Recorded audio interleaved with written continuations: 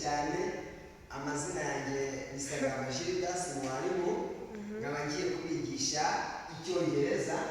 Uyu munsi tugiye kwiga icyongereza. Tugiye kwiga icyo bita greetings. Ese ni gute wasuhuza umuntu mu cyongereza? Uvuga ngo iki? Uravuga ngo good morning. Good morning. Nawe agasubiza ngo good morning. Akakubwira ngo how are you? Ukamusubiza ngo I am fine. Iyo avuze ngo how are you, abavuze ngo umeze ute.